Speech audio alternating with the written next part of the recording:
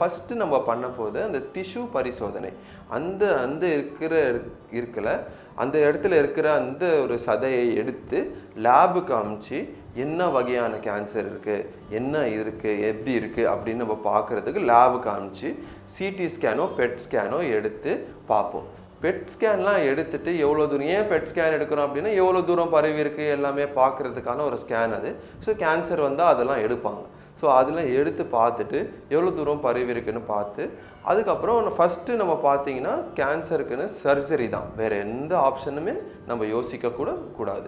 So surgery தான் option. So surgery இருந்து அறுவை சிகிச்சை பண்ணாமல் நம்ம எப்படி பண்ண போகிறோம்னா டெஃபினட்டாக அது சுருங்காது. இந்த ரேடியோ தெரப்பினாலேயோ இல்லை கீமோதெரப்பினாலேயோ எதுனாலையும் அது ஒர்க் அவுட் ஆக போகிறது கிடையாது.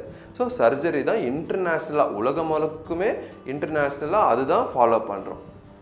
ஸோ கேன்சர் வந்த பிறகு இந்த சப்போஸ் சில பேருக்கு சர்ஜரி பண்ண முடியாது, எந்த ரீசன்னாலனா சிலதெல்லாம் கண்ணுக்கிட்டேயோ இல்லை இங்கே கழுத்தில் ஒரு இம்பார்ட்டண்ட் ஒரு ரத்த குழாய் இருக்குது, அந்த ரத்த குழாய்கிட்ட இருக்கோ இங்கெல்லாம் இருந்துச்சுன்னா டெஃபினட்டாக நம்ம அந்த கேன்சரை ட்ரீட் பண்ண முடியும். அப்போது பண்ணும்போது அது ஃபஸ்ட்டு ரேடியேஷன் கொடுத்து அந்த கேன்சரை சுருக்கிட்டு அதுக்கப்புறம் டெஃபினட்டாக நம்ம சர்ஜரி பண்ணி தான் ஆகணும்.